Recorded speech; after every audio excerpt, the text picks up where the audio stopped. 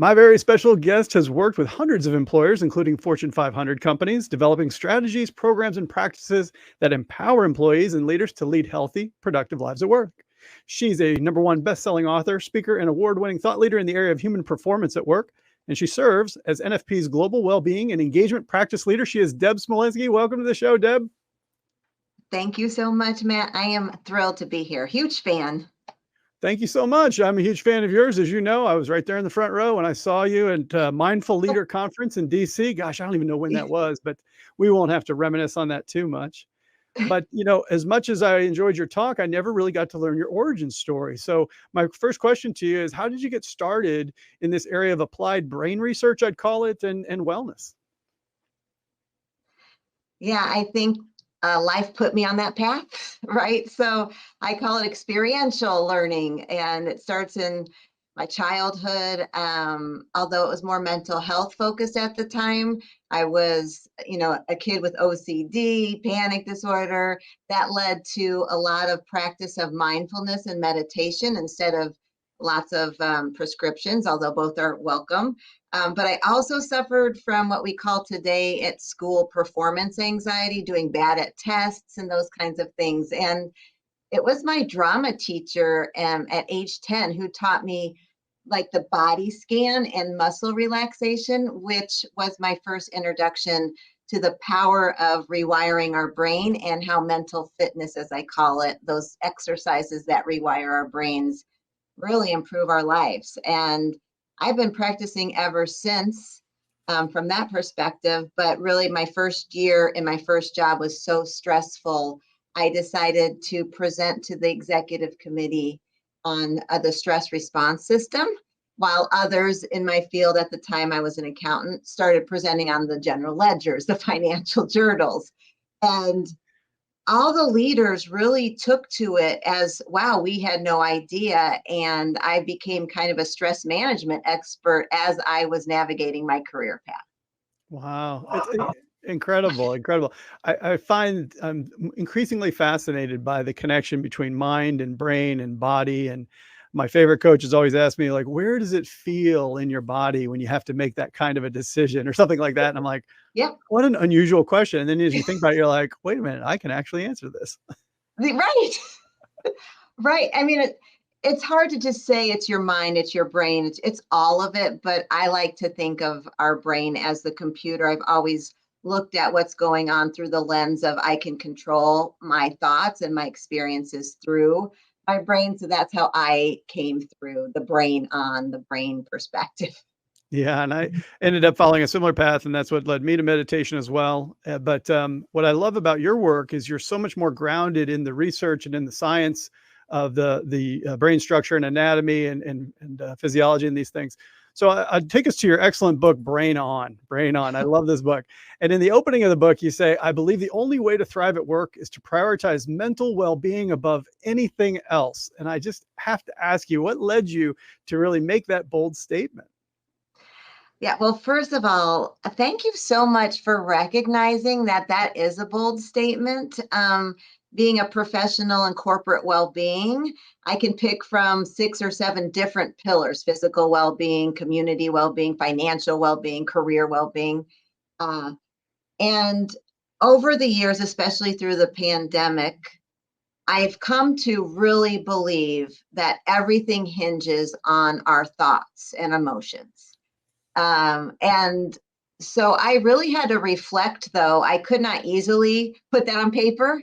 I had to reflect and say, this is a monumental shift in thinking for so many, including those in the industry that might be nutritionists or physical fitness or consultants. But I've always struggled with Maslow's hierarchy. I realize that safety is a core fundamental, but to me, we really need to put mental health and resiliency equal on that triangle. I can't find anybody to study that. I have never gone to school to get a PhD, and I'm not clinical in nature. But I always find that no matter what's going on, it's a two-part scenario, and one is involved with mental well-being. So if you want to change or shift your cholesterol, or we've been told to like eat well, it comes down to the computer system, our brain first. And so I think there's a fundamental shift in starting with how we work our brain, how we understand our brain, and how we use our brain in order to be healthy in all facets of our life. There are several times a day that I use my brain, but when I think about how little I think about how it actually works, it's really kind of remarkable. And so, when you start to realize that you're right, everything that all the conditions of your life are a reflection of the choices you've made, the way that you felt, whether you fell into default patterns of behavior that you may not even fully really recognize or understand, or whether you've been a little bit more intentional about it. It does all come down to that. But it leads me to this next question for you, because you talk about brain on, and again, the title of the book, and this is really about constructive thinking activity versus brain off, which is often the result of counterproductive emotional activity, things that kind of get the best of us, maybe if we feel a threat, something like this. And my question to you is, what is that overwhelm that really shuts off our brain? Well, again, I'm not clinical. I'm standing on the shoulders of so many researchers, including yourself, right, that do great work in this area. And so what I've come to interpret is our brain is always shut off in a way. As I see it, we're always in a reactive or fear mode to start with, because our brain's job is to keep us alive, and that's it. It's not keeping us productive. And so what I'm trying to get across is we start with brain off, meaning our subconscious or our reactive brain is always on trying to keep us alive. And then we have to learn and be aware to turn our brain on, our thinking brain, as I call it, our prefrontal cortex, so that we can recognize the default of overwhelm, of burnout, of anger, of frustration, everything according to the fight or flight response that's running all the time. So I honestly think we're kind of programmed to absorb overwhelm. That's normal. It's just we're not doing anything to acknowledge it and change that and get out of that. And we have to learn to be mentally strong in order to do that. Does that make sense? It totally makes sense, and it's something I can absolutely relate to. When you think about the nature of the brain was really, as you mentioned, kind of wired for survival, which is a Yeah. fabulous technique. Obviously, it's let us get this. We made it this far, right? That's pretty positive. But at the same time, we also end up looking for threats that perhaps don't exist. It kind of it gets a little bit too over-index on some of that stuff, and so I definitely Right. totally agree with that. For sure. Yeah. And I think that's true. I think our fight or flight response is over indexed on everything. Life's, demands have way out exceeded our resources. And if you think about it, we have never been taught how to really deal with that complex nature. We've only been programmed to deal with a dinosaur here and there, a saber-toothed tiger here and there. But like I said, even when you drop your phone, you'll find yourself gasping, right? That's the response. Or this technology, when your computer, you see the dial just spinning and you need to get to a meeting. Like, we're in fight or flight mode all the time. It's coursing through our body, which allows us not to be our best at every moment of every day. Maybe you're in a meeting and you're giving a presentation or giving a topic that you've been working on a long time, and your boss seems a little distracted, and you're like, oh no, they hate this idea. Well, Right. maybe they have a sick kid at home. Maybe, like, you don't know what's going on, and you're inventing these stories in your mind because of this sort of programming that we just don't think about that often. Absolutely, 100%. Well said. Let's What pin that one. Yeah, we'll pin that one and mark tape. But do we still use tape? We don't use tape. But the other thing I have a question for you, Deb, is that when you think about the modern work environment, you get to do so much work about our world of work, I would say. What is it that's contributing to some of this? Not even just the overwhelm, but some of the threat, I guess, is kind of where we're landing on this, is that we're scanning the environment always. What's made the world of work in the modern sense, more difficult or more challenging in some ways? Well, honestly, I think it was, if I could go back in time, it was moving from the industrial era where we created work through our body, lifting things, building things. We didn't really use our mind to create that work. And we moved into the knowledge era, which uses our brains, our minds, to create work 100% of the time. Yet we have never been taught how our brain works at work. We've never been taught how to create work effectively. So we've trained our brain in the wrong ways. Like whenever you're working on something and you hear a ding and you pick up your phone, well, it takes 23 minutes to get back to what you were doing. So the world of information coming at us, we've not been able to understand how to focus and not get distracted. We haven't trained our attention network for that. We haven't trained our awareness network to be, I guess, aware of when we're tired at work. And yet, like, you'll hear yourself say, I can't think about that right. I can't think about that right now. And what do? We keep plowing through to the next 100 emails. So I think it's how work is built. We just don't know how our brains can work more effectively. I love that point. It's so true. And I think that as you have more experience in the world, much less the world of work, you start to, if you're a careful student, you start to pick up on clues. And I know that when you were writing your manuscript, as I wrote mine, you probably picked up some new learnings about yourself. I know in my case, for example, I could do original writing in the morning, but I could not write new words at night. I could do research at night in front of Mm. Wheel of Fortune and Jeopardy often, but I could do that on autopilot almost, but I couldn't do editing or writing. I had to do those things in the morning. So there's a natural energy to these types of things about how your own particular brain works. And different authors have told me the opposite. They've said, no, I do my best writing at night when everybody's gone to bed or whatever. And this is when I'm just starting. I'm like, oh gosh, not me. Yeah, you bring up such a great point, and I love because your book is phenomenal, and I love how you decided how you show up best, which was your work with your energy and how you cognitively think. For me, I'll take it one step further, and I'm proud of this fact. My strengths, which I always believe help us excel, like if we know what we're good at and align to it, it makes the day much better. Well, my top strengths are I'm a futurist, maximizer, significance, and ideator. I come up with thoughts all day and put them into practice. My last two strengths are communication and content, which when you're writing a book, I know that I can't, I struggle to get words out. It just takes me a lot longer, drains my brain. So I had to have a collaborative writer with me to put this together.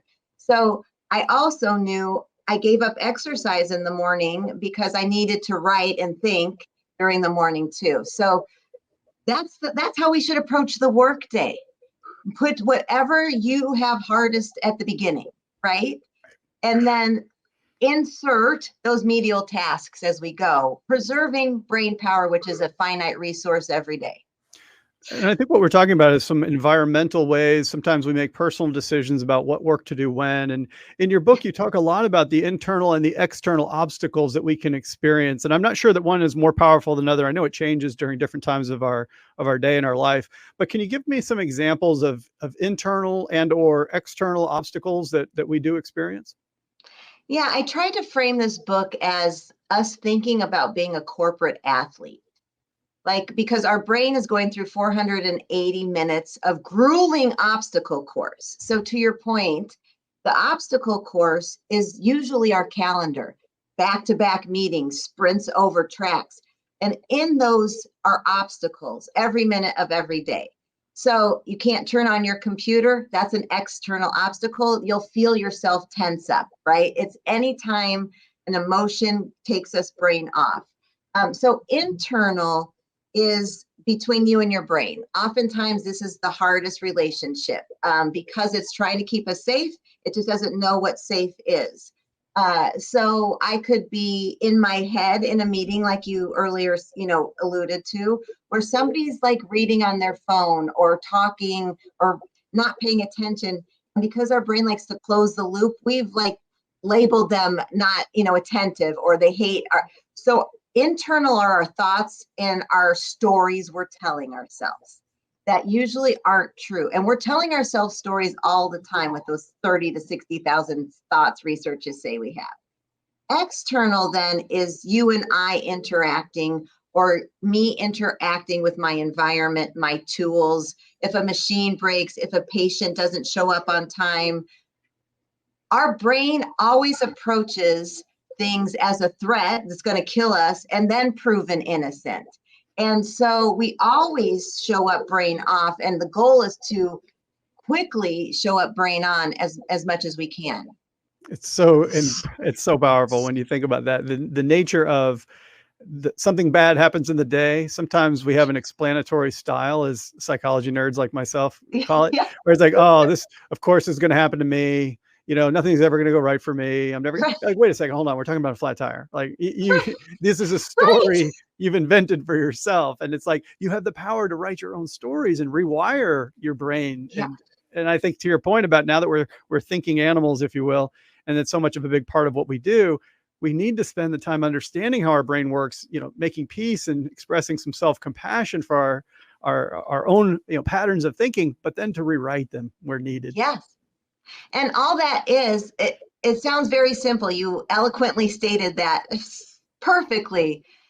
It's just our programming is programmed from the caveman days, right? So if you think about it, like our wiring is so hardwired that this is something, like I said, as a corporate athlete, to win our work day is what I say, to end the work day better than we started. We have to always be asking those questions you just perfectly asked just now. And it's challenging. To your point, there's a lot of pre-wired history there. There's a biological Yeah, bias, if you will, towards looking for threats, but it is possible. And I think your message has got such a hopeful tone to it. And I think that one of the things that I really love that you included were these brain boosters. So it's mm, like, okay, let's say that we're now starting to get on the right track here, and you know that it's just, I think people really underestimate how much caloric intake it requires to feed your brain, and you're naturally going to have an energy drain. Even if you're just on Zoom all day, you end up on these back-to-back meetings and you're like, I'm exhausted, I don't feel like I did anything compared to my grandparents and the type of work they did. And you're like, well, it's still very demanding. So the brain boosters is a way to restore vital energy, is how you have it. And I wonder if you might just give us a few examples of maybe your favorite brain boosters. yeah, that's a great question and segue, because we can be managing our story and thinking cognitively, right, and upgrading that. But I found in my world, when I was researching, it was either that or it was well-being, like hydrating, sleeping, resting, those kind. And they never put it together as a holistic model for our brain. And so what you're alluding to, or what I talk about as brain boosters, is the well-being side now, the human performance side. And so it's just like plugging in our phone to electricity. It's plugging in our brain to at least restore the power there, or maintain it as long as we can. And so you'll find, like, when you listen to music, they're very simple. Music, when I can't focus or I have low energy, I put on my walk up song or something energizing. When I am going back to back for a meeting, I say hello, and then I say, how are you as a human? I try to build connection, and that brings my brain back online as we connect. Or I make sure in my environment right now, I have flowers, I have painting, I have nature. All of those seem so simple, but just if you pause and see, how do I feel just by looking outside, you'll actually notice a calming sense or an energizing sense. It's so true. I love it. And I love how simple these things are, but they can go overlooked. So as an example, we know that music really does influence our emotion. And you can think about, you might have seen studies where if they show like a tense scene in a movie, but there's no music, it's not nearly as Right. tense. It actually heightens the experience. And there's reason that we score music the way we do. But I think then, Yeah. to your point about being a human performance coach and saying what type of music is going to match the activity you need your brain to do right now. If you need to write a thoughtful email or a paper or something, it might be a little different than if you're trying to get ready to give a big team meeting and a motivational speech or something. And how often do we overlook that necessarily? Yeah, no, that's exactly right. And I will say, you know, in picking the right music, I guess, let me hone in on that's amazing. That's an amazing point, because your brain can't do two things at once. So if you have music and you're singing the words, then you're not focused on the work. So that's why I use video game music without the words, but the emotion behind it to really pump me up. I'll give you an example. I had a podcast guest on who was a coach, and his name's Chris Fela, and I was talking to him, and he had made the comment like, "What's happening to you?" And I'm like, "Well, I get really lost in the world of thought. I don't feel very grounded." He said, "Take off your shoes." I said, "What are you talking about? I'm a grown man." "Take off your shoes." I took off my shoes, and he's like, "Just rock around on your feet." And all of a sudden, the simple connection of feeling the ground beneath my feet, it changed my brain state, if you will, or my interpretation. And I felt like, I said, "Man, I think I'm going to do this before my next Zoom call so I can remember to stay grounded." And it's like, I never would have made that connection before, but it's so simple, but it's powerful.